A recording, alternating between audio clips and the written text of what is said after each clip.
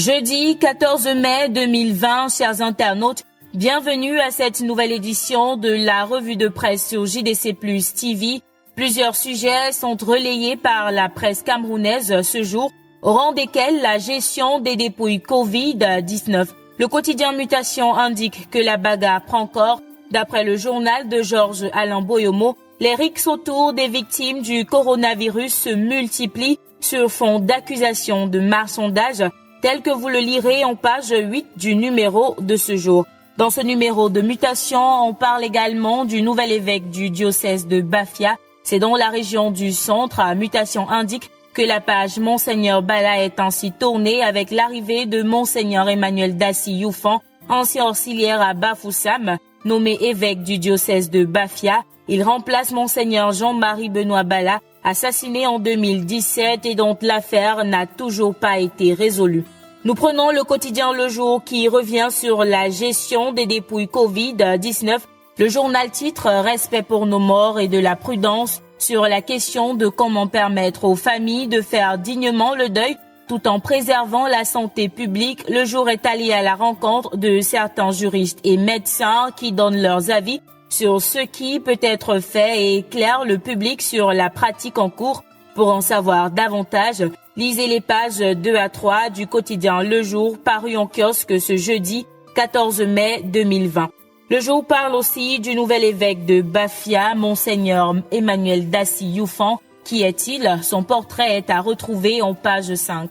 Tout près de cette information, Le Jour enseigne que dans le cadre de l'opération Survie du Cameroun, initiée par le Mouvement pour la Renaissance du Cameroun, Penda Ekoka, coordonnateur de cette initiative, et Alain Foguet, trésorier national du parti, sont attendus à la police judiciaire de Yaoundé ce jeudi et demain vendredi pour cause dans les colonnes de votre quotidien.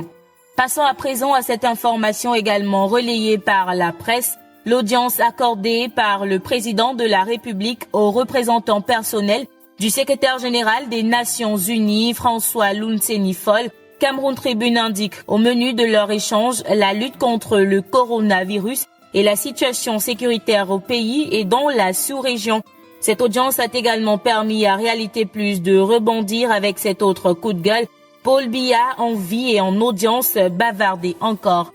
Un autre coup de gueule vient du quotidien L'Épervier qui titre « Palais de l'Unité, Paul Biya, le fantôme qui accorde les audiences ». Le journal souligne que le chef de l'État, que certains esprits tourmentés ont annoncé pour mort, a reçu hier mercredi 13 mai François Lunseni Fall. D'après L'Épervier, cette autre audience, après celle accordée à l'ambassadeur de France, vient taire la polémique sur l'état de santé du président de la République et démontre qu'il est en parfaite santé et tient le gouvernail du Cameroun.